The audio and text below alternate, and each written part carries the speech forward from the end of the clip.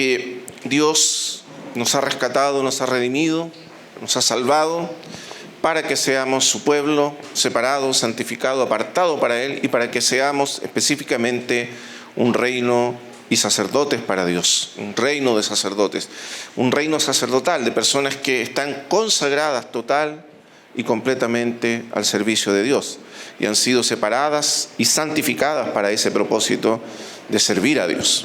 El hombre fue creado, hermanos amados, para servir a Dios.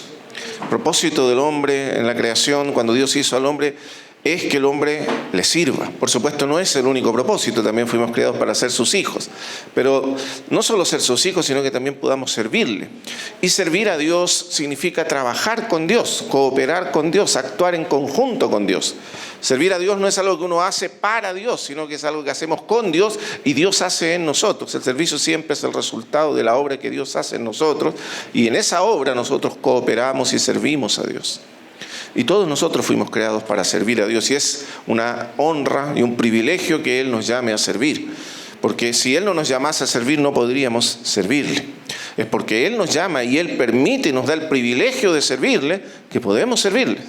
Porque Dios no necesita de nosotros. Dios no necesita de absolutamente nada ni nadie. Y todo lo que Él puede hacer, lo puede hacer solo, sin la cooperación de absolutamente ninguna de sus criaturas. Porque Dios es totalmente suficiente en sí mismo. No necesita de nosotros, pero Él quiere que nosotros cooperemos con Él. Él nos da el privilegio de ser sus siervos y cooperar con Él en la consecución de su voluntad y su propósito eterno. Cuando Dios creó al hombre, recuerden allí en Génesis 1, 26 y 27, dice: entonces dijo Dios, hagamos al hombre a nuestra imagen. Observe cuál es la base del servicio. Hagamos al hombre a nuestra imagen, conforme a nuestra semejanza, y señoree sobre las aves, sobre la creación entera. Y luego los bendijo Dios y les dijo: fructificad, multiplicaos, llenad la tierra y sojuzgadla y señoread. Entonces, ahí tenemos las etapas. Dios crea al hombre para que el hombre sea portador de su imagen, lleve su imagen, represente su imagen en el mundo creado. Y eso significa que el principal propósito de la creación del hombre es que el hombre sea la expresión de Dios en el mundo creado, que el hombre sea la expresión divina en el mundo creado y represente, por tanto, la autoridad, la voluntad de Dios en el mundo creado. El hombre fue creado para ser un espejo de Dios en el mundo. Y es a través de esa imagen y por causa de esa imagen que el hombre puede servir a Dios y ser siervo de Dios en el mundo. Porque sin la imagen, sin el carácter de Dios, no podemos servirle. Y por eso el énfasis en la santidad. En el Antiguo Testamento la santidad, en el caso de los sacerdotes, por supuesto no es todo eso, pero en el caso de los sacerdotes la santidad está representada por temas o aspectos mayormente rituales, ropas, vestiduras, sacrificios, cosas que son rituales. Pero todo eso sirve para representar lo que Dios busca en realidad. La santidad que busca Dios en nosotros no es una santidad ritual, exterior, es una santidad del corazón, es decir, una santidad de carácter moral. Es decir, que portemos la imagen de Dios en el mundo, que seamos como Dios, que seamos como Cristo, que es la perfecta imagen de Dios. Eso es ser santo. Y en ese sentido Dios nos llama a ser sus cooperadores, nos da el privilegio de cooperar con Él en la manifestación de su voluntad y de su reino en el mundo. Y eso es servir a Dios. Por eso el primer día dijimos: servir es reinar, reinar es servir. Porque cuando servimos, manifestamos el reino de Dios y cooperamos con la manifestación del reino de Dios en el mundo. Y cuando Dios dice en Génesis 1:27 que el hombre señoree sobre toda la creación, no es señorear autónomamente o por su cuenta, es señorear bajo la autoridad y el reino de Dios y expresar la autoridad y el reino de Dios en el mundo. Entonces, Dios está, por supuesto, restaurando esa función o ese propósito que Dios otorgó al hombre y que se perdió por causa del pecado, y comienza su restauración a lo largo de toda la historia de la salvación que vemos en la Escritura. Ahora estamos en el tiempo del Antiguo Testamento y todavía, por supuesto, estamos en el tiempo de las sombras, de los tipos, todavía no estamos en el tiempo de la realidad. Por eso cuando lo leemos, como nos decía nuestro hermano, de una manera, disculpen la palabra teológica, pero tenemos que leer el Antiguo Testamento de una manera cristológica. ¿Qué quiere decir cristológica? Que tenemos que ver a Cristo en el Antiguo Testamento. Si somos judíos, nosotros leeríamos el Antiguo Testamento y ¿qué veríamos? Ofrendas, rituales. Si usted fuese un judío y lee Levíticos, ¿qué ve? Lo que tiene que hacer. Es decir, efectivamente yo tengo que ofrecer un sacrificio, matar a un animal y todo eso, porque eso es lo que dice el texto. Pero los creyentes, los que somos de Cristo, aquellos cuyos ojos han sido abiertos por el Espíritu Santo y el velo ha sido quitado, ya no vemos eso. Vemos a Cristo.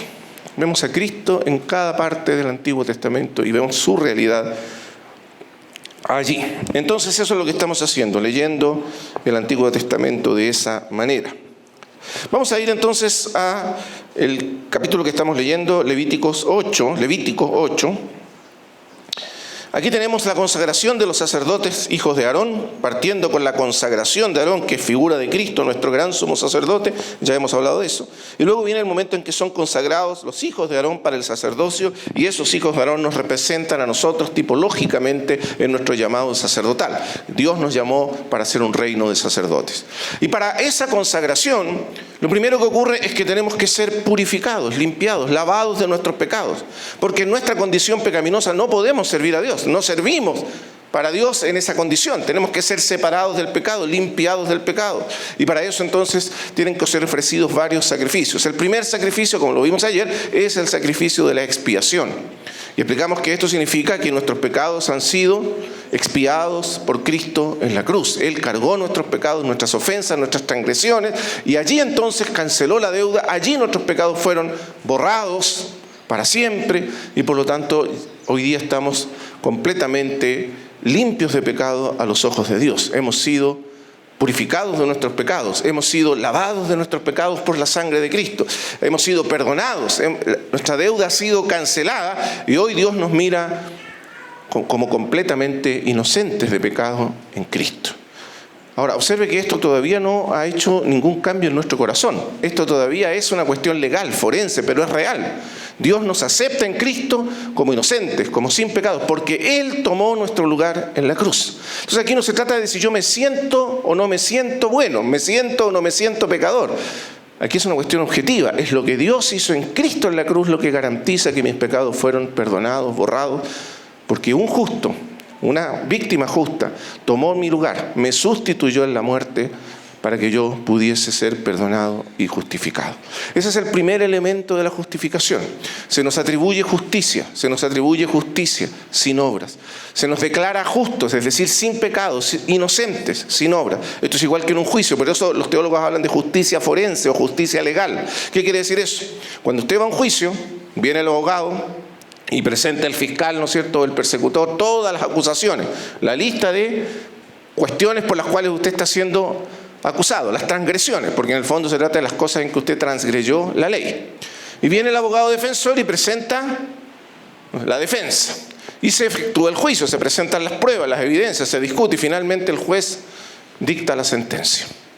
Si el juez declara que usted no es culpable, o sea, no culpable, es decir, inocente, usted sale libre de polvo y paja y se va tranquilo por la vida y nadie más lo puede volver a acusar. Usted sabe eso, ¿no? Que una vez que eso se llama cosa juzgada. Cosa juzgada significa que una vez que se determinó un juicio, usted no puede ser juzgado nuevamente por lo mismo. Usted es declarado inocente y nadie más puede volver a culparlo. Es una cuestión legal, pero tiene efectos reales en su vida. Significa que usted puede seguir caminando libre por la vida y viviendo su vida. Pero si el juez lo declara culpable, ¿qué ocurre? Usted pierde su libertad, pierde sus derechos y va a la cárcel. ¿Se entiende?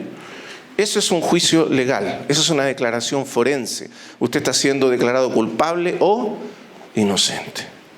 Eso es lo que ocurrió en la cruz. Usted fue presentado y todo el acta de decretos que había contra suya estaban allí delante. Todas las transgresiones, todas mis transgresiones, todas tus transgresiones, estaban todas allí escritas. Y la lista era larga, inmensamente larga. Y a todos los ojos usted era culpable, yo era culpable, no había manera de escapar, ni el mejor abogado podía salvarnos. Pero vino uno y tomó nuestro lugar y cargó sobre sí nuestros pecados y asumió nuestra culpa y fue castigado y condenado y ejecutado en nuestro lugar. Y producto de eso, porque Él tomó nuestro lugar y fue declarado culpable en nuestro lugar, usted y yo fuimos declarados inocentes. Por toda la eternidad. Es cosa juzgada. Nadie jamás podrá levantar su dedo y volvernos a acusar. Por eso dice la Escritura: ahora pues, ninguna condenación hay para los que están en Cristo Jesús. Nunca más nadie podrá levantar su dedo y acusarte. No porque no hayas pecado, sino porque otro pagó y canceló tu deuda para siempre. Bendito sea el Señor. Eso es lo que Cristo hizo. ¿Y lo hizo por qué? ¿Por qué hizo Cristo eso? Porque nos amó. Lo hizo por amor. Solo por amor. Porque nos amó. Para salvarnos dio su vida por la nuestra. Para rescatarnos dio su vida por la nuestra. Para perdonar, para que fuésemos justificados. Él fue condenado en nuestro lugar. Y Él recibió el castigo de nuestros pecados. Y se hizo pecado por nosotros. ¿Para qué? Para que nosotros fuésemos hechos justicia de Dios en Él. Y tú y yo somos inocentes para siempre a los ojos de Dios, no por tus méritos, no por tus obras, sino por la bendita sangre de Jesucristo que fue derramada por ti en la cruz. Y por eso dice entonces, con esas palabras comienza el Apocalipsis, al que nos amó y nos lavó, porque ese es el orden. Primero nos amó, y porque nos amó, murió por nosotros y derramó su sangre y nos lavó. ¿De cuántos pecados? ¿Qué dice el texto? ¿Muchos pecados? ¿Casi todos los pecados? No, todos nuestros pecados. Los de hoy, los de ayer, los de mañana, todos. Por todos murió Cristo y nos lavó de todos ellos en la cruz. Por tanto, ¿quién acusará a los escogidos de Dios? Dios es el que justifica. ¿Quién es el que condenará? Cristo es el que murió. Más aún el que también resucitó. Y no solo eso, sino que además está sentado a la diestra de Dios e intercede por nosotros. ¿Y cómo intercede? Con su sangre. Esa es la evidencia. Cada vez que pecamos, Él intercede y dice, Padre, yo derramé mi sangre.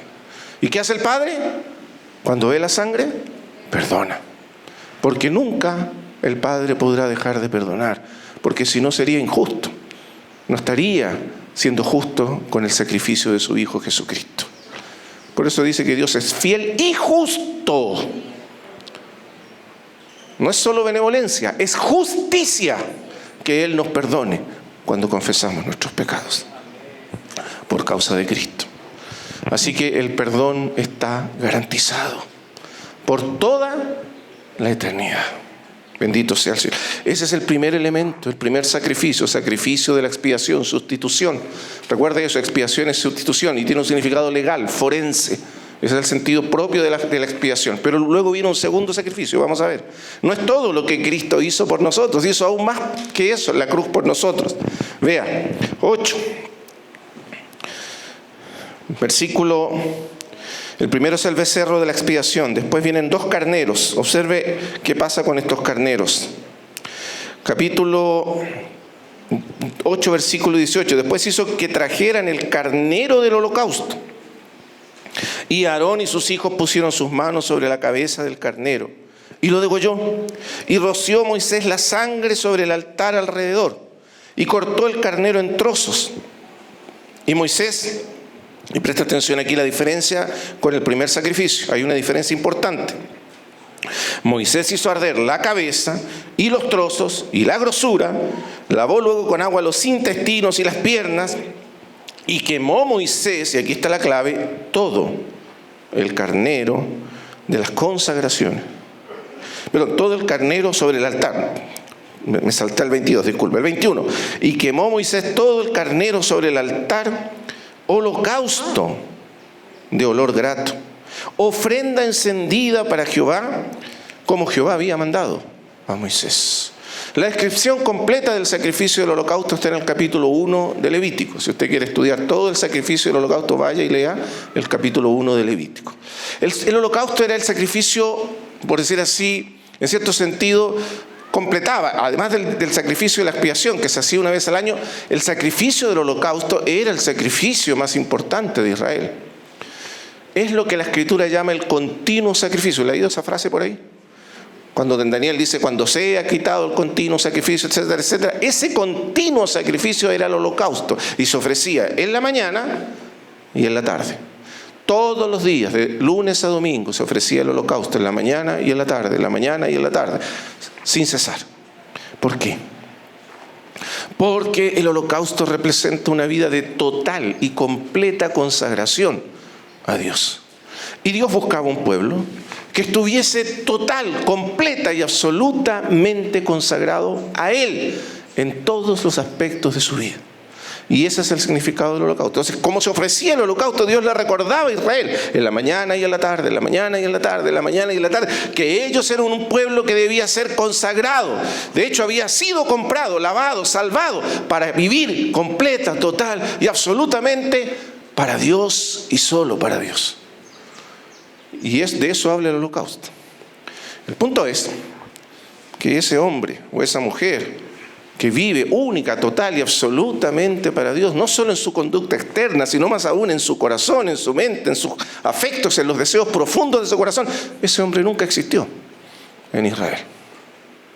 Esa persona nunca existió. Aún de los hombres más santos, mejor descritos en términos de su relación con Dios en el Antiguo Testamento, se nos dice de todos, casi sin excepción, que eran pecadores. Y de hecho todos eran pecadores. Pero ahí está el holocausto. Y eso es lo que Dios busca, esa vida de total, completa, absoluta consagración. Pero nosotros no tenemos esa vida. Usted tiene una vida, porque esa es la vida que Dios exige. Dios le está diciendo a Israel, la vida que yo acepto, la vida que yo recibo, la vida que me agrada, que me satisface, es una vida así, de holocausto. La pregunta es, ¿quién tiene esa clase de vida para presentársela a Dios? ¿La tiene usted? ¿La tengo yo? Nadie la tiene. Ese es el segundo aspecto de la justificación. El primer aspecto es ser declarados inocentes. Pero observe con atención, ser declarados inocentes es la mitad del problema nuestro. La otra mitad es que no tenemos ni hemos tenido la vida que Dios quiere que tengamos delante de Él. ¿Se entiende lo que estoy diciendo? Usted es inocente, sí, pero no ha hecho nada de lo que Dios pide. En el sentido negativo, usted ha sido declarado sin falta, sin pecado. Pero en el sentido positivo, ¿qué tiene que presentar a Dios? Nada. Pues no tiene nada, sus manos están vacías. Porque su vida ha sido injusta, ha sido pecadora, ha sido transgresora, ha faltado a los ojos de Dios. Su vida no es un holocausto y usted no tiene un holocausto para presentar a Dios, como Dios exige. Por lo tanto, Cristo es también nuestro holocausto a los ojos de Dios. Entonces leamos qué quiere decir esto respecto a Cristo. Dice, después hizo que trajeran el carnero del holocausto. Y Aarón y sus hijos pusieron sus manos sobre la cabeza. Otra vez, identificación. Al poner las manos, están diciendo que ese carnero está tomando el lugar de ellos. Los está sustituyendo a los ojos de Dios. Solo que en la vez anterior era una sustitución en el pecado. Es decir, tomó nuestro lugar en el pecado y en la culpa del pecado. Aquí es una sustitución no en el pecado, sino en la justicia. ¿Qué quiere decir eso? Vamos a seguir leyendo. Mire, dice, y lo degolló, porque Cristo murió en la cruz. Otra vez esto es parte del sacrificio y de la muerte de Cristo en la cruz. Lo degolló y la sangre se derramó otra vez, porque es el mismo sacrificio de Cristo, la sangre derramada de Cristo. Y roció Moisés la sangre sobre el altar alrededor. Otra vez es la vida de Cristo ofrecida en sacrificio a Dios en la cruz.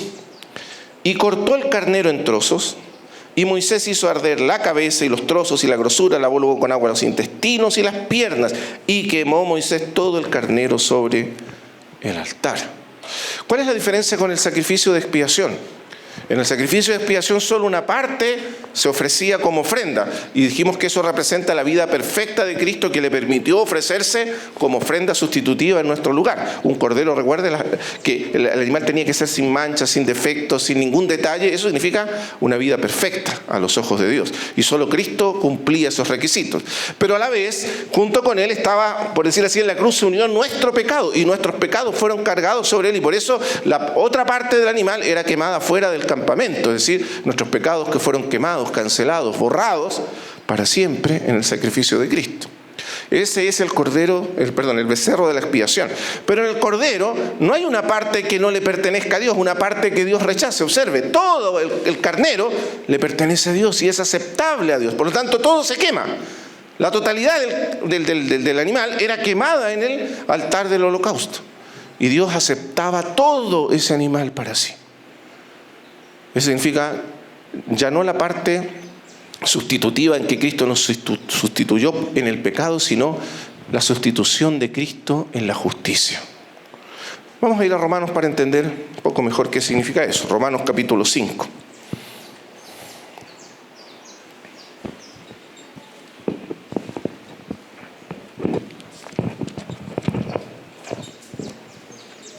Romanos 5.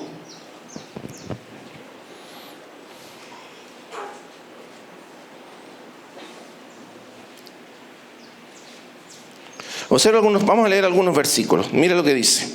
Lo que dice básicamente Romanos 5 desde el 12 en adelante es que por medio de Adán, en un solo hombre, en un acto de desobediencia de un solo hombre, el pecado entró y junto con el pecado la muerte y la condenación y pasó a todos los hombres. Todos en Adán mueren, todos en Adán pecan, todos en Adán son hechos pecadores por causa del pecado de Adán. Un solo hombre introdujo el pecado en el mundo y con el pecado la muerte. Pero, observe ahora el versículo 15, pero el don no fue como la transgresión. Este aquí se refiere al don de la justicia, al don de la justificación. Porque si por la transgresión de aquel uno murieron los muchos, abundaron mucho más para los muchos la gracia y el don de Dios por la gracia de un hombre, Jesucristo. ¿Y cómo ocurrió eso? Vea el versículo 18. Así que, y aquí está la clave, como por la transgresión de uno, Adán, vino la condenación a todos los hombres. O sea, bastó un solo pecado, una sola desobediencia, un solo acto de desobediencia, un pecado o una transgresión, la de Adán, para que el pecado y la condenación viniesen a todos los hombres. De la misma manera, y observa aquí, por la justicia de uno vino a todos los hombres la justificación de vida. Porque así como por la desobediencia de un hombre los muchos fueron constituidos pecadores, así también por la obediencia de uno, los muchos serán constituidos justos. Entonces piensa un poco, voy a poner un ejemplo para que entendamos lo que está diciendo el apóstol. Imagínese que usted tiene un montón de deudas. O sea, usted tiene su cuenta ahí, cuando uno hace el balance, y usted tiene puros números rojos, puras deudas. Y no tiene nada en azul, o sea, nada a su favor. Todo está en rojo. La primera parte, que es la expiación, lo que hace es pagar su deuda. ¿Se entiende? O sea, los números rojos se borran. Dios canceló nuestra deuda, nuestros pecados, nuestras transgresiones. Eso es expiación. Pero su cuenta todavía está en cero. Usted no tiene un solo número azul, no tiene recursos en usted.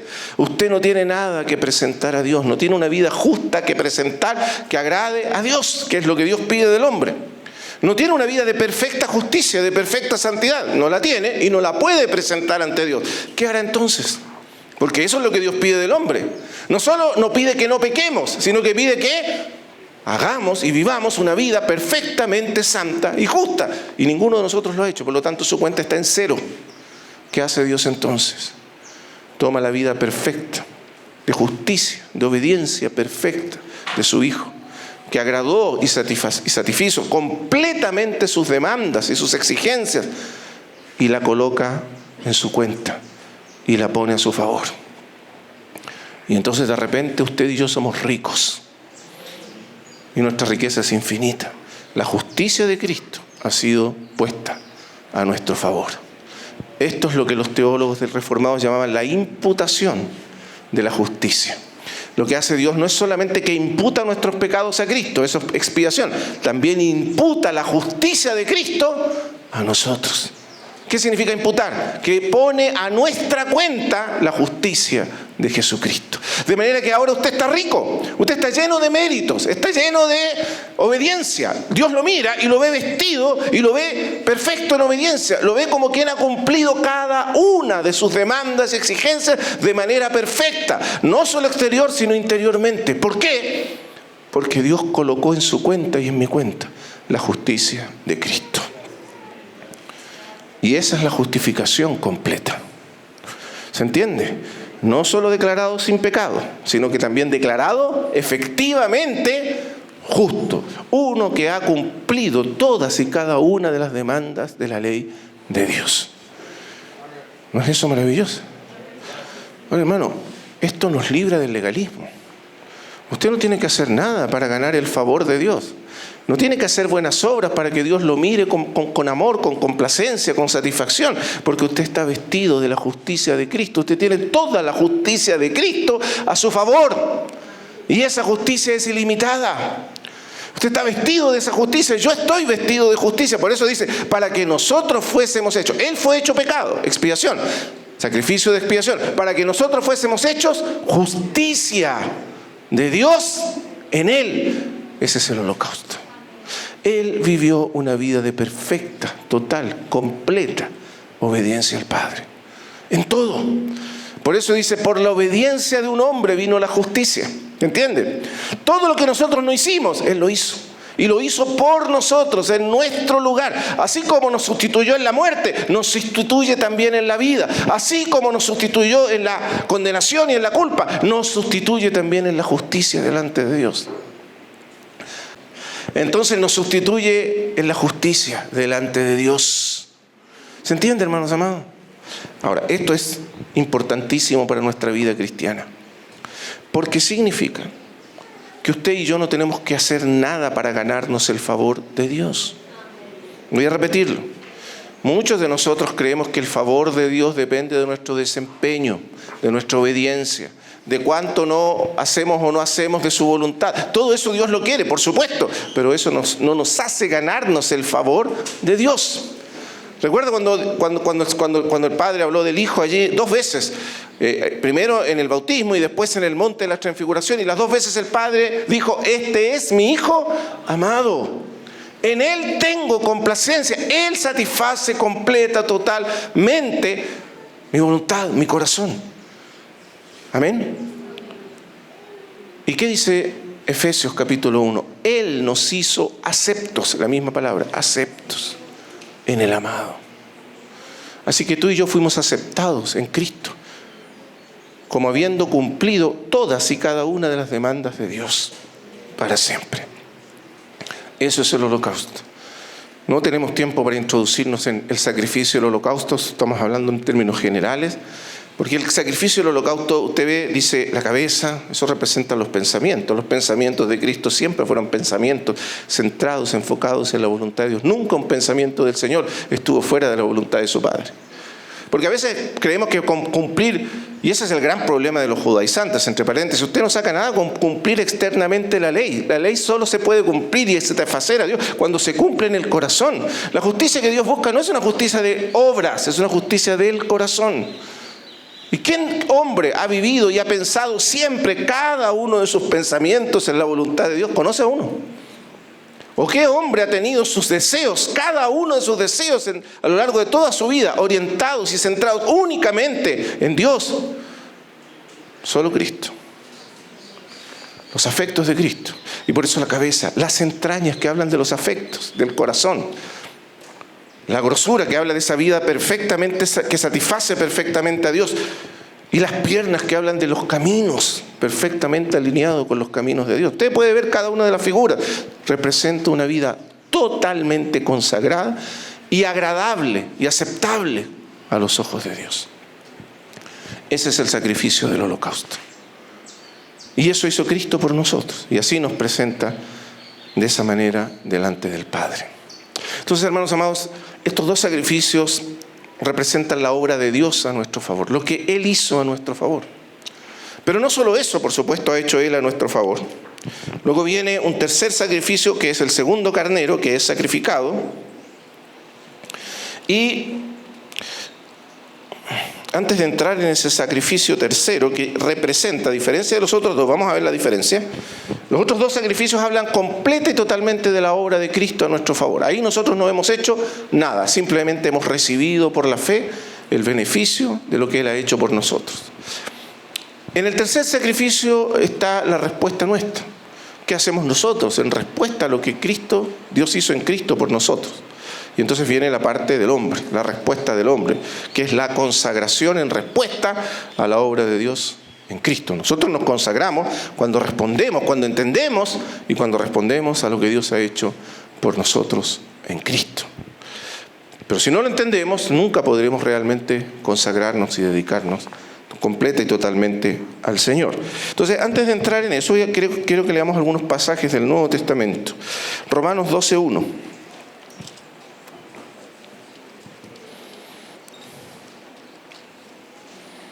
Romanos 12:1. Así que, hermanos, dice Pablo, os ruego pues por las misericordias de Dios. Ahora, el capítulo 12 de Romanos es el capítulo que, por decir así, divide naturalmente el libro de Romanos en dos partes. La primera parte, Pablo nos habla del Evangelio, la gloria y los beneficios del Evangelio, es decir, de la obra de Cristo a nuestro favor, que es lo mismo que estuvimos hablando en los sacrificios de expiación y de holocausto. En el capítulo 12 en adelante, él habla de las consecuencias o cómo nosotros debemos responder, y la palabra es bien interesante, de manera lógica o coherente o consistente a lo que Dios ha hecho por nosotros en Cristo. ¿Usted entiende eso? Vea bien, la primera parte es lo que Dios hizo por nosotros, ahí nosotros no hacemos nada. La segunda parte es lo que nosotros estamos llamados a hacer en respuesta a lo que Dios hizo por nosotros en Cristo. Y ese comienza con el capítulo 12. Y mire qué interesante cómo comienza. Entonces, os ruego, hermanos, por tanto, ese es un por tanto que resume todos los 11 primeros capítulos. Entonces, por tanto, dado todo lo que se ha dicho en los primeros 11 capítulos, que incluye la obra completa de Cristo a nuestro favor, es decir, justificación por la fe del pecado, liberación del poder del pecado, capítulo 6, no solo justificación de los pecados, de las transgresiones, sino liberación del poder del pecado en nosotros, al ser identificados en la muerte y en la resurrección de Cristo. Eso está también incluido en el holocausto, en el sacrificio. Luego, capítulo 7, liberación de la ley. Ya no estamos más bajo la ley, es decir, bajo la obligación de agradar a Dios a través de la ley y del sistema de la ley mosaica, sino que ahora estamos bajo la gracia y por lo tanto somos agradables a Dios en la obra de Cristo y solo en la obra de Cristo, la justicia que nos ha sido imputada de Cristo. Capítulo 8, la vida en el Espíritu. Porque como efecto de la obra de Cristo no solo hemos sido justificados externamente, no solo hemos sido vestidos de justicia, no solo hemos sido libertados del poder del pecado, de la esclavitud del pecado y de la ley, sino que también hemos sido regenerados y hechos habitación del Espíritu Santo de Dios. Y ahora el Espíritu de Dios vive en nosotros. Entonces esa justicia, que además está en Cristo, porque observe el punto, no es que solo nos fue imputada la justicia, eso es justificación, vestidos de su justicia, sino que también nos fue infundida por el Espíritu en el corazón, para capacitarnos para vivir la misma vida de Cristo. ¿Se entiende? Entonces ahora usted está libre del poder del pecado, libre del poder de la carne, porque ahora el Espíritu de Dios vive en usted y en mí, y por el poder del Espíritu somos capacitados para vivir la justicia de Cristo. No solo para objetivamente y legalmente estar revestidos de justicia, sino también para interiormente, subjetivamente, vivir en esa justicia y en el poder de esa justicia, para que la justicia de la ley se cumpliese en nosotros. Que no andamos conforme a la carne, sino conforme al Espíritu. El Espíritu está en nosotros para capacitarnos para vivir la vida justa y santa de Cristo. En realidad nos infunde la vida justa y santa de Cristo. Pero esa vida no es la que nos justifica. La que nos justifica es la obra de Cristo en la cruz.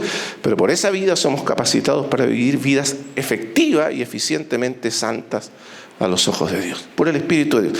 Todo eso es lo que Dios hizo por nosotros en Cristo. ¿Se entiende? O sea, usted está en Cristo, está muerto al pecado, está muerto al poder del pecado, está muerto a la ley, ya no está bajo la ley, está bajo la gracia, ya no está bajo el poder del pecado, sino bajo el poder del Espíritu Santo. Usted vive por el Espíritu, camina en el Espíritu y el Espíritu de Dios habita en usted y le infunde la vida justa y santa de Cristo. Si usted es un creyente, aunque tenga un día de recién nacido en Cristo, usted ya tiene todo eso. No tiene que esperar 1000 años o 10 años o 50, no. Desde el momento en que usted cree, todo eso es suyo. Amén. Nos dio potestad de ser hechos hijos de Dios. Derecho, autoridad. Muy bien. Y entonces viene el capítulo 12. Ahora dice: os ruego, por tanto, por las misericordias de Dios, es decir, por todo o debido a todo lo que Dios hizo en Cristo, todos estos beneficios que hemos recibido en Cristo, ¿cuál debe ser la respuesta única, coherente, propia que debemos dar a Dios? Que presentéis vuestros cuerpos en sacrificio vivo. ¿Y de qué está hablando? De los sacerdotes del templo. Los sacerdotes del templo debían presentar el holocausto en la mañana y en la tarde, en la mañana y en la tarde, en la mañana y en la tarde, es decir, constantemente. Y eso significa total y completa consagración de la vida humana a Dios. La mañana y la tarde significa la totalidad del día. ¿Se entiende? Pero ahora, como dice Pedro, ya no presentamos sacrificios de animales, porque ya no necesitamos presentar esos sacrificios, porque Cristo presentó un solo sacrificio por todos nosotros. Así que ya no somos como aquellos sacerdotes que presentaban animales. ¿Qué tenemos que presentar? Según Pablo, nuestros cuerpos. Y ya no en un sacrificio cruento de sangre, sino un sacrificio vivo.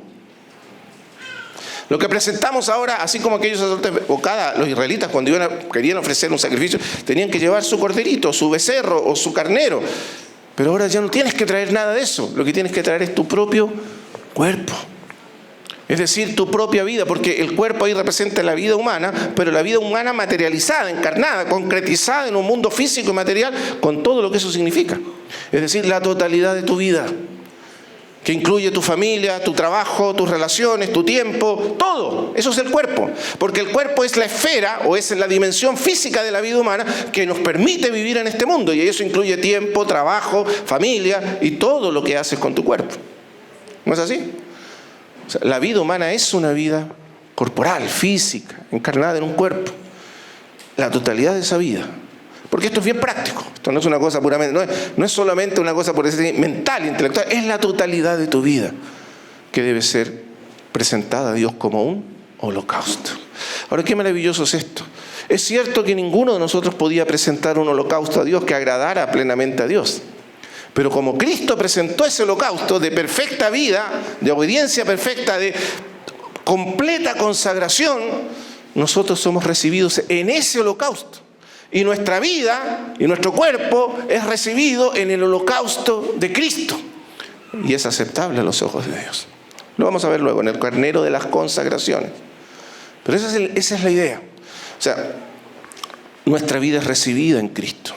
Y nuestro servicio se recibe en Cristo. Y el Padre lo acepta en Cristo. Y lo acepta por la sangre de Cristo. Y lo acepta revestido de la justicia de Cristo. Y por eso somos aceptables. Y nuestro servicio se hace aceptable. Y nuestra consagración se hace aceptable a los ojos de Dios. Y es por eso que Pablo dice, entonces ahora tú presenta tu cuerpo en sacrificio vivo. Ya no necesitas un sacrificio muerto, Él murió por nosotros, ahora vivo. Es decir, es un sacrificio de vida, es la vida entera consagrada. Esos son los verdaderos sacrificios espirituales. En el servicio, y en el amor, en la comunión, en la vida de la iglesia, como va a inmediatamente decir hacia adelante. Esos son los sacrificios, eso es lo que Dios pide de nosotros y es lo que pide que nos consagremos. Y ese es un sacrificio vivo, santo, agradable a Dios, que Dios acepta, que es nuestro culto. Otra vez, por eso la idea sacerdotal, es el culto. Pero ya no es un culto cruento, material, físico, ritual, es un culto lógico. La palabra ahí es lógicos en griego. Lógicos significa que es de la mente, que es del corazón, que es del entendimiento. ¿Se entiende? Que es la respuesta coherente y consistente de la mente y el corazón a la obra de Dios en Cristo. Muy bien, con eso en mente, vamos a leer otro texto que habla de lo mismo. En 2 Corintios capítulo 5.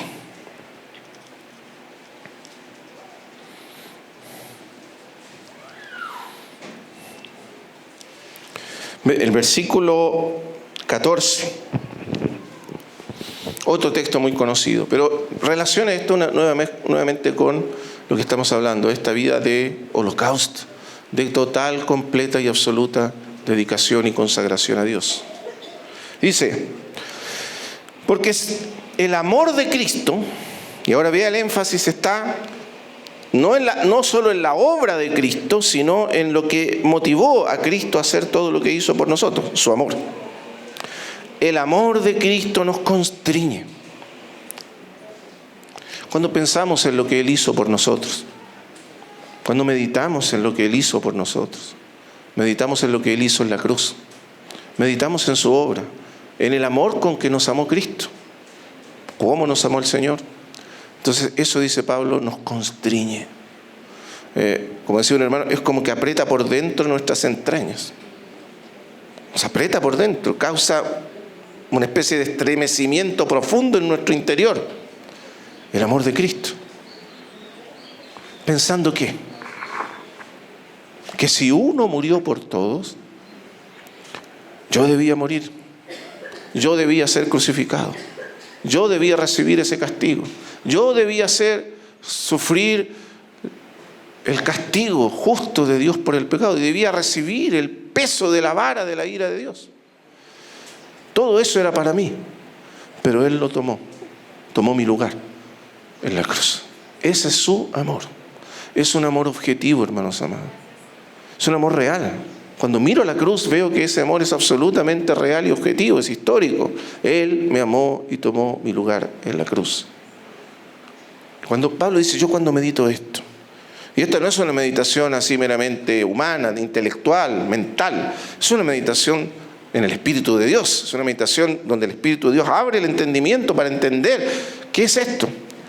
Cuando yo medito eso, mi corazón, mis entrañas se constriñen pensando esto.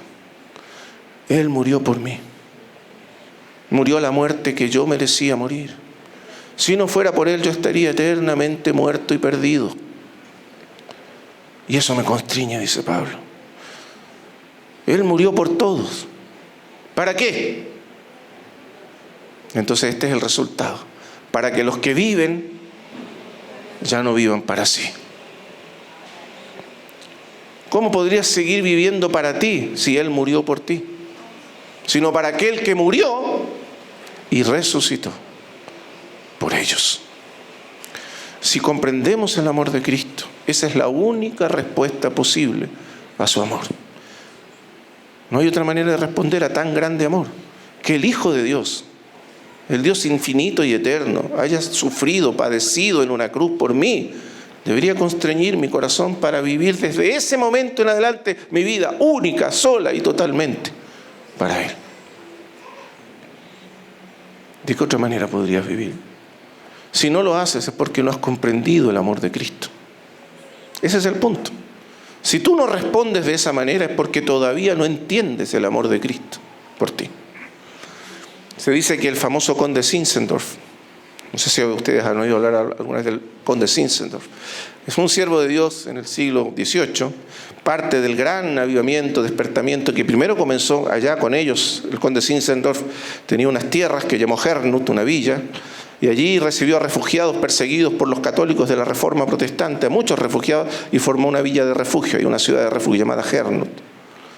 Y allí comenzó el gran avivamiento moravo, de los moravos. Y ese gran despertamiento luego golpeó Inglaterra a través de Juan Wesley y luego pasó al otro lado del Atlántico a través de Whitefield y Jonathan Edwards y sacudió aquel entonces con el poder de Dios muchas naciones. Y cambió el curso entero de las naciones de aquel tiempo. Y todo comenzó con este hombre, el conde Zinzendorf. Y cuando él tenía 6 años, él ya era un niñito apasionado por Cristo. Amaba a Cristo. 6 años. Y un día fue a visitar a un famoso, a otro tío noble, algún conde o marqués que era de su familia, por ahí porque él era noble. Y había en el palacio de ese tío, había un famoso cuadro pintado por un pintor famoso de la época de la Reforma, con Cristo crucificado. Y abajo de la pintura estaba escrito: todo esto hice yo por ti. Y luego una pregunta: ¿qué has hecho tú por mí? Y se dice que llegaron temprano y de repente el niño desapareció. Y no lo vieron más. Y lo buscaron, y lo buscaron, y lo buscaron. Por 6 horas, perdido el niño, porque el cuadro estaba en un lugar recóndito. Y cuando lo encontraron, ¿sabe? Él estaba parado frente al cuadro. Y había estado allí parado 6 horas, solo contemplando ese cuadro, traspasado por el amor de Cristo. El conde Zinzendorf es conocido como el hombre que por amor de Cristo, siendo rico, se hizo pobre. Gastó todo su dinero, toda su fortuna, todos sus bienes por amor de Cristo. Y cuando llegó a ser viejito, era tan pobre, era un hombre riquísimo, pero era tan pobre que los hermanos tuvieron que hacer ofrendas para ayudarlo hasta el final de sus vidas. Porque el amor de Cristo nos constriñe pensando esto. ¿Te constriñe el amor de Cristo? ¿Has visto cuánto te amó Él? Déjame buscar otro pasaje para que podamos meditar más profundamente en esto. Porque aquí está, hermanos, si usted me permite, la esencia de la consagración. La consagración es un acto de amor en respuesta al amor de Cristo. Eso es la verdadera consagración. No es una obligación, no es por miedo, no es por temor, no porque usted está asustado con Dios. Eso no es verdadera consagración. Consagración es un acto de rendición total por amor, en respuesta a su amor. Esa es la verdadera consagración. Entonces, quiero que leamos un pasaje. También ahora, hablando de otro, de la tribu sacerdotal, de Leví, en Números capítulo 8.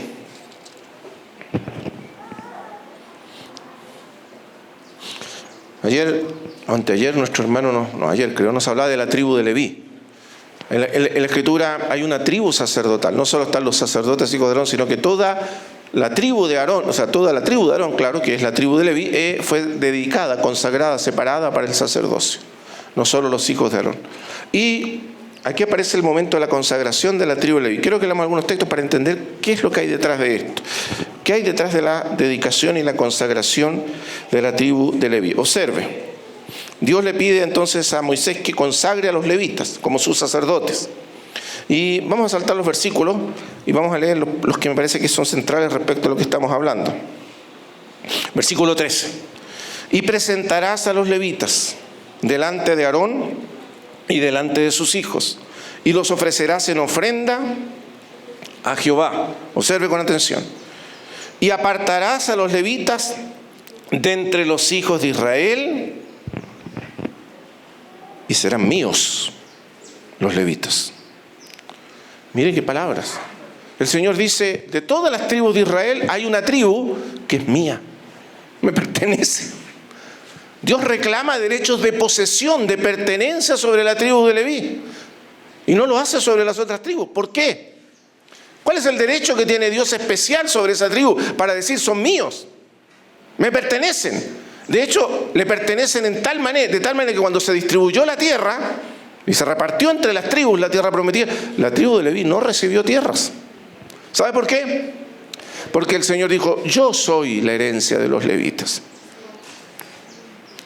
Sí, ellos son míos, pero yo soy suyo. Fíjese. Así como ellos son míos, yo soy de ellos también. Y yo soy la tierra que ellos heredarán. Y esa es la más grande de los privilegios de todos. Porque si los otros recibieron un pedazo de tierra, los levitas recibieron a Dios mismo como su herencia y su tierra. Porque eso significa ser de Cristo, ser de Dios, ser del Señor. ¿No es maravilloso eso? Cuando Él nos pide todo, es porque Él nos da todo. Y cuando Él demanda todo, es porque Él está dispuesto a darlo todo a cambio. Y el intercambio es maravilloso porque usted da tan poco y Él da infinitamente más. Y eso es lo que está ocurriendo aquí. Usted puede decir, Dios es arbitrario. No, Dios les está dando el más grande de los privilegios a los levitas. Les está diciendo, ustedes son míos y a cambio de eso, yo soy de ustedes. Yo soy la herencia, dijo el Señor, de los levitas. Entonces, serán míos los levitas. Y vea cómo sigue. ¿Y ahora por qué? Ahora viene la explicación. ¿Por qué son totalmente suyos? Versículo 16. Porque enteramente me son dedicados a mí los levitas de entre los hijos de Israel, en lugar de todo primer nacido, de todo primogénito. Los he tomado para mí el lugar de los primogénitos de todos los hijos de Israel. Porque mío es todo primogénito de entre los hijos de Israel, así de hombres como de animales, desde el día en que yo herí a todos los primogénitos en la tierra de Egipto. Los santifiqué para mí, o los separé, los consagré para mí. Y he tomado a los levitas en lugar de todos los primogénitos de los hijos de Israel. Déjeme explicar entonces qué está detrás de lo que Dios está diciendo. ¿Por qué son míos? Y Dios les dice, son míos, y les recuerda la historia de los primogénitos. Ahora, vamos a prestar atención a la historia de los primogénitos. La última noche, cuando Israel salió de Egipto, después de todas las plagas que Dios desató sobre Faraón, y Faraón no quiso dejar salir a su pueblo, al pueblo de Dios endurecido en su corazón, entonces finalmente Dios envía la última de las plagas, la plaga final, la plaga definitiva, que finalmente quiebra la voluntad de Faraón y de Egipto, y saca a su pueblo de Egipto. Y esa última plaga es la muerte de los primogénitos. Ahora, esta plaga fue diferente a todas las otras, y fue una plaga terrible. Y la plaga era esta noche yo pasaré por la tierra de Egipto, y heriré a todo primogénito, desde el primogénito de Faraón, que se creía divino, hasta el primogénito de las bestias. Todo primogénito en Egipto, sin excepción, todo el primogénito morirá. Es el juicio, es la noche del juicio de Dios sobre el mundo, que es Egipto, figura del mundo. Y el juicio de Dios cae sobre Egipto. Y todos los primogénitos murieron esa noche. Pero Dios le dijo a Moisés, pero dile a los hijos de Israel, esa noche separen un cordero de menos de un año, sin tacha, sin defecto, y sacrifíquenlo entre las 3 y las 5 de la tarde.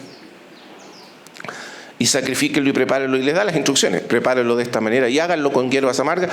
Y esa noche, vístanse apresuradamente y sacrifiquen el cordero y tomen la sangre del cordero y pónganla sobre los dinteles de las puertas. Porque esa noche yo pasaré. Pero sobre toda casa en que estuviere la sangre sobre el dintel, yo pasaré de largo y no entraré. Y no mataré a los primogénitos de esa casa. Y seguiré de largo. Piensa un momento en esto. ¿Cuántos de ustedes aquí son primogénitos? Primeros hijos. Ya, si ustedes hubieran vivido en Egipto, todos ustedes estaban en peligro de muerte esa noche.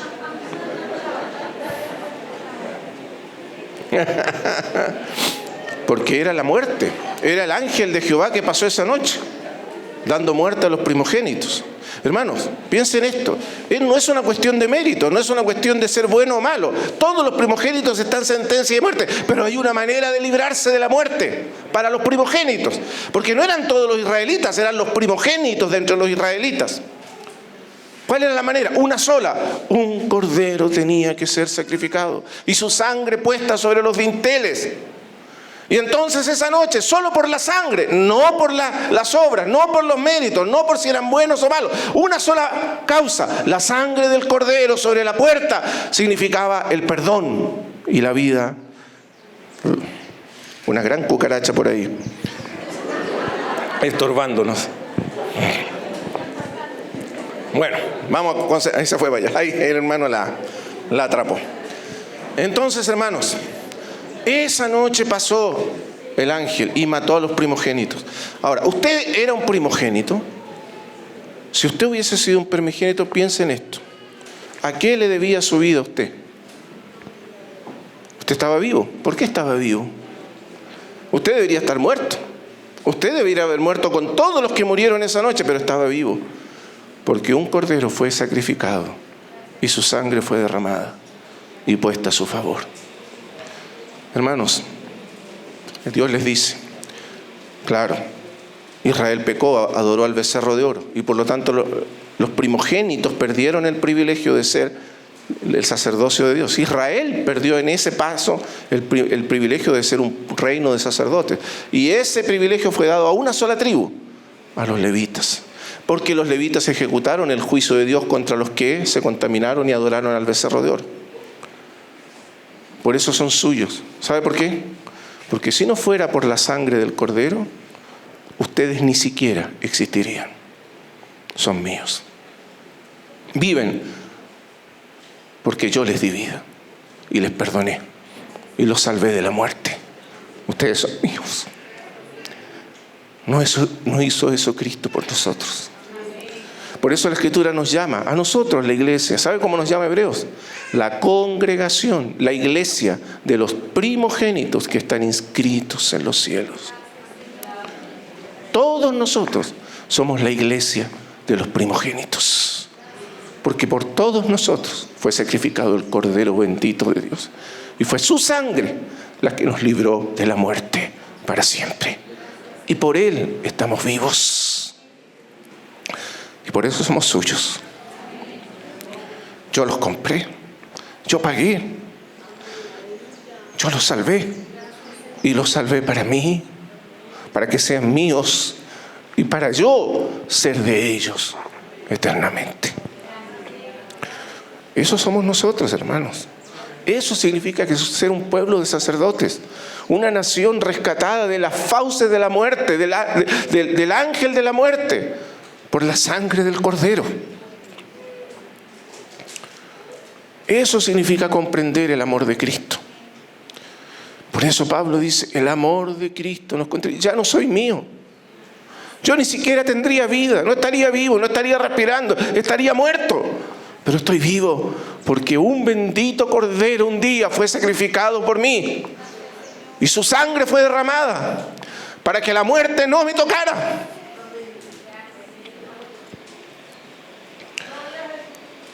Y yo pudiera vivir eternamente delante de Dios. El amor de Cristo nos constriñe. Te constriñe su amor. ¿Comprendes que no eres tuyo?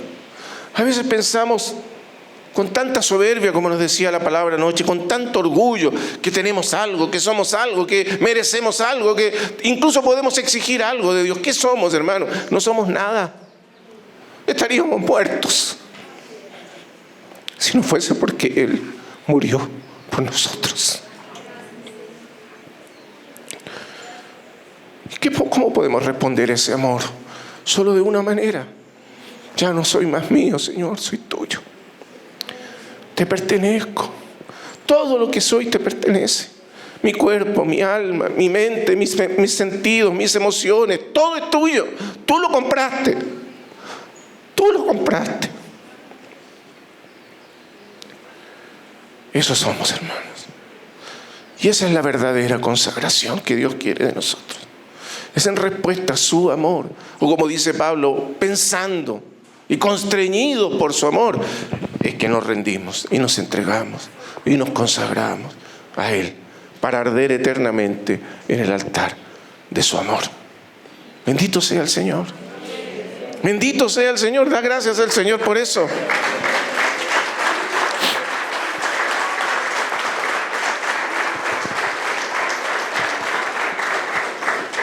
Entonces, por eso inmediatamente después viene el último sacrificio, el segundo carnero. Volvamos a Levítico y vamos a ir ya terminando, hermanos. Levítico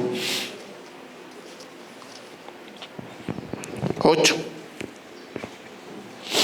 Vamos a leer ahora el versículo 22. Después hizo que trajeran el otro carnero, el carnero de las consagraciones. Ahora viene sí la consagración, en respuesta al amor de Cristo. Y Aarón y sus hijos pusieron sus manos sobre la cabeza del carnero y lo degolló. Y tomó Moisés de la sangre, observe ahora, ¿cómo es que es la verdadera consagración? Tomó la sangre del cordero, y la puso sobre el lóbulo de la oreja derecha. Después de Aarón, sobre el dedo pulgar de su mano derecha y sobre el dedo pulgar de su pie derecho. Eso significa una vida completamente separada, dedicada, purificada para Dios. Pero en 3 dimensiones. Lo primero es el oído. La voz que escuchamos, la voz que gobierna, la voz que dirige nuestras vidas, ¿es la nuestra? ¿Es la de los hombres? ¿Es la del mundo? ¿Qué palabra, qué voz nos dirige, nos gobierna? ¿O es la voz de Dios? ¿Recuerda lo que dijo Jesús en Juan capítulo 5? No puede el Hijo hacer nada. Qué maravillosas son esas palabras. Claro que el Hijo podía hacer muchas cosas. ¿Quién es más perfecto? ¿Quién es más completo? ¿Quién es más sabio? ¿Quién es más inteligente que el Hijo? Nosotros que nos pensamos tan capaces, tan inteligentes, tan sabios, y tomamos una decisión, tomamos otra, vamos para aquí, vamos para allá, escuchamos nuestro propio consejo. Pero Él no hacía nada, por sí mismo. Eso es completa consagración. Eso es vivir una vida de altar, de holocausto a los ojos de Dios. Yo no puedo hacer nada por mí mismo. Según oigo, así juzgo. Yo hablo lo que escucho, yo hago lo que oigo. Lo que yo escucho cerca de mi Padre, eso hago. Y no hago nada más y nada menos. Así vivía su vida el bendito Hijo de Dios. Sus ojos, sus oídos abiertos. Por eso en el Salmo, en la cita de Hebreos, cuando habla de la encarnación, él dice, entre otras cosas, dice, como en el rollo del libro está escrito de mí, aquí vengo, Dios, para hacer tu voluntad. Y luego dice, has abierto mis oídos para escuchar tu voz. Y todo lo que el Hijo hacía era oír la voz del Padre. Podríamos estudiar la Escritura, es maravilloso ver que esto no era una cuestión meramente teórica. El Señor Jesús separaba las horas más importantes de su vida y de su día para estar con Dios, en oración, para escuchar la voz del Padre. Por sobre todos los tumultos del mundo y de los ruidos del mundo, a Él le interesaba escuchar una sola voz, la voz de Dios. Hermanos amados, nuestros oídos están consagrados, dedicados a escuchar la voz. ¿O tienes tantas voces que te hablan? Porque las voces que nos hablan son interminablemente largas. El mundo nos habla. La televisión, la radio, los libros, los diarios, las redes nos hablan constantemente, nos bombardean. El mundo nos habla, la familia nos habla, los amigos nos hablan. Tantas personas nos hablan. Pero escuchen, la única voz que importa escuchar es la voz de Dios. Oído consagrado, oído purificado, lavado, que escucha su voz. Eso es consagración. Esa es la vida de holocausto que Cristo vivió. Es el carnero de las consagraciones, es Él, en primer lugar. Por eso Aarón es consagrado antes que los hijos. Porque es en su consagración que nosotros somos consagrados a Dios. Por eso somos imitadores de Dios como hijos amados. Sed pues imitadores de Dios como hijos amados, Efesios 5:1. Y andad en amor. ¿Cómo se anda en amor? Amor a Dios, amor a los hombres. ¿Cómo? Como también Cristo nos amó. ¿Cómo nos amó Cristo? Se entregó como ofrenda de holocausto a Dios. Eso dice Pablo. Ofrenda y sacrificio a Dios en olor fragante. En un sacrificio que agradó perfectamente al Padre. El holocausto perfecto. Esa es la vida de Cristo. Y así tenemos que andar nosotros también. ¿Cómo anduvo Cristo? Con su oído abierto para oír la voz de Dios. En segundo lugar, la sangre sobre el pulgar derecho de la mano derecha. Y eso nos habla de las obras, lo que hacemos. Nuestra vida consagrada a Él, las obras de nuestras manos, lo que hacemos con las manos, dedicado a Él. ¿Qué haces con tus manos? Tu trabajo. Algunos piensan y hacen esta división que no está en la Escritura, entre lo sagrado y lo secular. Hay cosas que son sagradas, las cosas de la iglesia, cuando estamos con los hermanos. Y lo secular, lo que yo hago cuando estoy en mi casa, cuando trabajo. No, hermanos. No hay división entre sagrado y secular. Todo lo que hacemos es para el Señor. Todo lo que hacéis, sea de palabra o de hecho, hacedlo para el Señor. ¿No dice eso la Escritura? ¿Tu trabajo para quién es? Entonces, ¿cómo tienes que hacerlo? No como sirviendo a los hombres, sino sirviendo a Cristo. Y cuando uno hace las cosas para Cristo, las hace de la mejor manera en que le es dado hacerlo, ¿o no? Como dicen ustedes, o sí o no. Hermanos, ¿cómo haces tu trabajo? ¿Eres negligente? ¿Eres descuidado? Esto es secular, esto es para los hombres. No. Todo lo que hacemos es para el Señor. ¿No es eso? Por lo tanto, todo lo que hacemos, tus obras, tus caminos, cuando lavas los platos en la casa, cuando barres, cuando limpias, cuando cuidas de tus hijos, lo que sea que estés haciendo, es para el Señor. Tus manos, santificadas, consagradas a Dios. Hay un hermoso himno de Francis River Havergal, que es una gran escritora de himnos, que escribió un libro que se llama Entera Consagración. No sé si lo conocen. Que mi vida entera esté consagrada a ti, Señor. Que mis labios al hablar hablen solo de tu amor. Que mis pies tan solo en pos de lo santo puedan ir. Y que a ti, Señor, mi voz se complazca en bendecir. Toma, oh Dios, mi voluntad y hazla tuya nada más. Toma, oh Dios, mi corazón. Por tu trono lo tendrás. Y por eso lávame en tu sangre, Salvador. La sangre que nos purifica, nos consagra, nos separa. Límpiame de toda mi maldad. Traigo a ti mi vida para ser, Señor, tuya por la eternidad. ¿Conocían ese himno? Hermoso himno. ¿Sabe lo que hace ella? Dedica cada parte de su cuerpo y de su ser y la consagra a Dios, parte por parte. Las manos, los pies, los ojos, la voz, el corazón, la mente, la voluntad, todo. Esa es verdadera consagración. Y observe que esto es específico. Los oídos, las manos y ahora luego el pulgar del pie derecho, pulgar derecho, también consagrado. Eso significa nuestros caminos. ¿Por qué caminos andas, hermano amado? ¿A dónde van tus pies? ¿A qué lugares diriges tu vida? Tus caminos. ¿Son tus caminos santos? ¿Están consagrados al Señor? ¿O vas a los lugares donde tú quieres o te parece o te gusta? ¿Cuáles son tus caminos? Consagración de todos tus caminos al Señor. Hay camino que al hombre le parece derecho, pero su fin es camino de muerte. En contraste con eso, la senda de los justos, el camino de los justos es como la luz de la aurora, que va en aumento hasta que el día es perfecto. Todos tus caminos, ¿a dónde van tus pies? ¿A dónde te diriges? ¿Con quiénes te reúnes? Bienaventurado el hombre. ¿Recuerdan el Salmo 1? Algunos se lo saben. Que no anduvo en consejo de malos, ni estuvo en camino de pecadores. ¿Dónde van tus caminos? ¿Qué miras? ¿A dónde llevas tus ojos? ¿A dónde llevas tus manos? ¿A dónde llevas tu cuerpo? ¿En qué lugares los pones? ¿Con quién te relacionas? Tus caminos. El Señor consagró todos sus caminos al Padre y caminó una vida de perfecta obediencia al Padre. Entonces, completa consagración. Y ya como terminamos, fíjese, seguimos ahí. Ve ahora 25.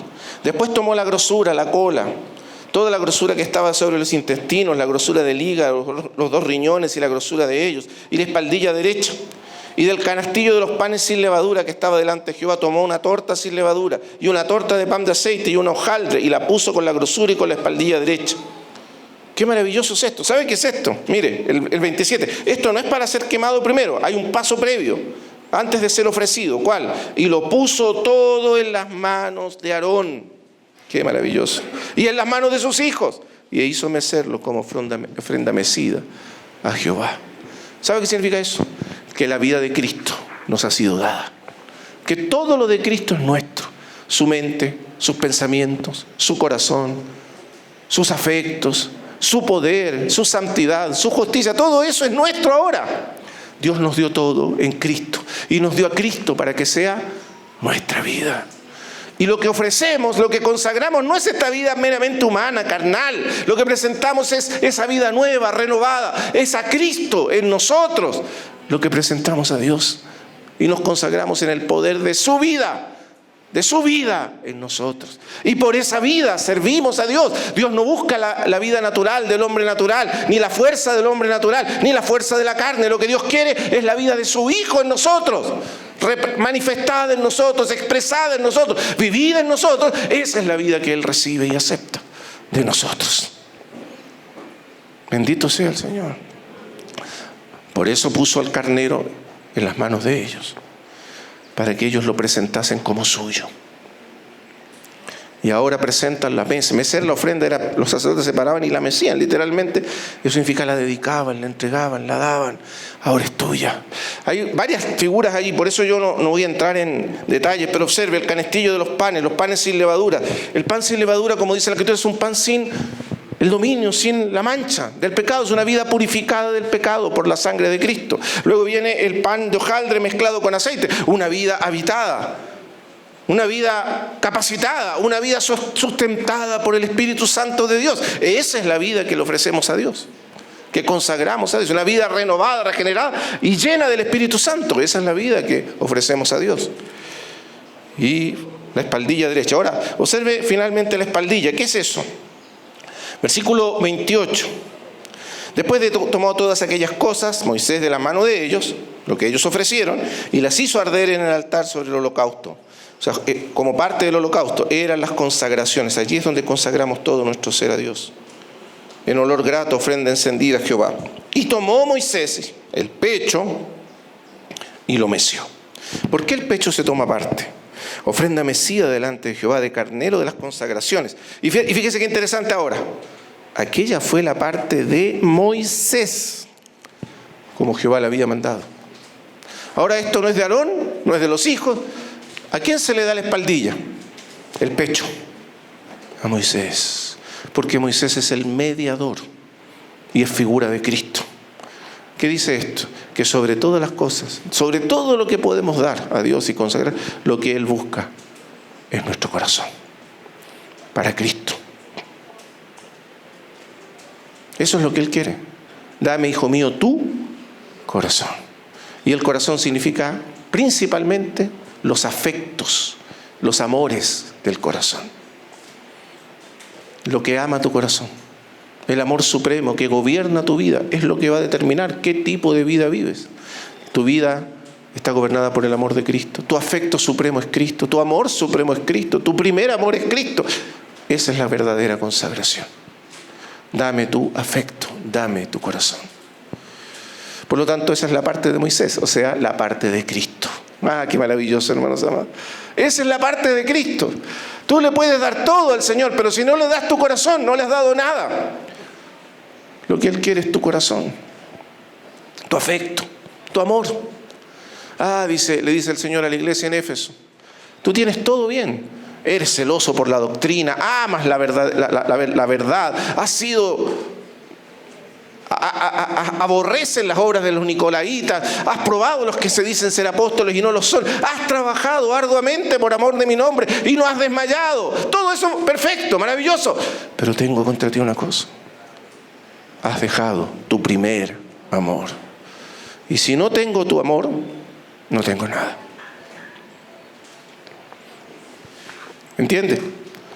Eso es consagración. Lo que el Señor busca sobre todas las cosas es tu pecho, es tu corazón. Por eso la Escritura dice, y termino con esto, cuando el Hijo se ofreció al Padre y se entregó en holocausto al Padre, la Escritura dice, ofrenda y sacrificio a Dios. Se entregó por nosotros, pero ofrenda y sacrificio a Dios en olor fragante. ¿Sabe qué significa eso? Que el objeto supremo del amor del Hijo siempre fue el Padre. Y que todo lo que hizo, lo hizo por amor a nosotros, pero en última instancia, por amor a su Padre. Porque ese era el afecto dominante, determinante, total, que gobernaba su corazón. Su amor a su Padre. Y eso es lo que Dios pide. ¿Y por qué pide tanto? Porque Él nos ama de la misma manera. Porque así nos ama Él, completa, total, absolutamente, al punto de enviar a su Hijo a morir por nosotros en la cruz. Y por eso Él pide sobre todas las cosas. Habría muchas cosas más que conversar. Lo que sigue hacia adelante es muy bonito porque habla de la vida de comunión. La vida de consagración no es una vida solitaria, es una vida de comunión. El carnero de la consagración, lo que sobraba, lo que no se ofrecía en el holocausto, sobraba toda la carne, tenía que comerse todos ellos juntos durante 7 días a la puerta del tabernáculo de reunión. Y no podían salir de allí hasta que terminaran de comer el carnero. Durante 7 días, bajo pena de muerte. O sea, en otras palabras, si usted no vive una vida de comunión, por muy consagrado que sea, usted va a morir. Usted necesita la comunión del cuerpo de Cristo. Necesitamos comer juntos a Cristo, alimentarnos juntos a Cristo. Si no, morimos. ¿Se entiende? Ya no tenemos tiempo para revisar eso. Pero después usted, si quiere, lo puede leer allí. Oremos al Señor. Yo le invito a hacer una oración de consagración, pero como lo hemos entendido hoy, de amor en respuesta a su amor. Señor, yo soy tuyo. Lástima que no nos sepamos ese himno, pero podemos repetirlo. Señor, todo lo que yo tengo es tuyo. Mis oídos son tuyos, mi corazón es tuyo, mis manos son tuyas, mis piernas son tuyas, mis caminos son tuyos. Yo soy tuyo, Señor, porque tú eres mío primero. Amén. Oremos al Señor. Padre Celestial, te damos gracias por tu bendita palabra. Es una palabra que nos conmueve, nos constriñe, porque el amor de Cristo nos constriñe pensando esto. Él murió por todos nosotros. Si no fuera por Él, por su bendita sangre derramada, estaríamos muertos, estaríamos perdidos, no tendríamos vida, ni siquiera estaríamos aquí. Pero Él nos amó, derramó su sangre y nos compró, nos salvó, nos hizo suyos. Nos compró por el precio de su sangre, pero ¿para qué? Para Él ser nuestro también, completamente y para siempre. Para que su vida sea nuestra, para que su hermosura sea nuestra, para que su santidad sea nuestra, para que su poder sea nuestro, para que su autoridad y su reino sean nuestros, para que todo lo suyo sea nuestro. Para eso nos compraste, Señor. ¿Cómo no estar agradecidos? ¿Cómo no doblar nuestras rodillas y nuestro ser entero y ponerlo en tu altar, como un holocausto, como una ofrenda encendida? Nos presentamos como redimidos, como rescatados, como regenerados, como renovados, como lavados por la sangre de Cristo, como comprados por su sangre. Así nos presentamos, así nos ofrecemos, renovados, regenerados, lavados, santificados, purificados por tu obra. Así nos presentamos para vivir una vida de entera consagración. Así sea, Padre, en el nombre de Jesús. Amén.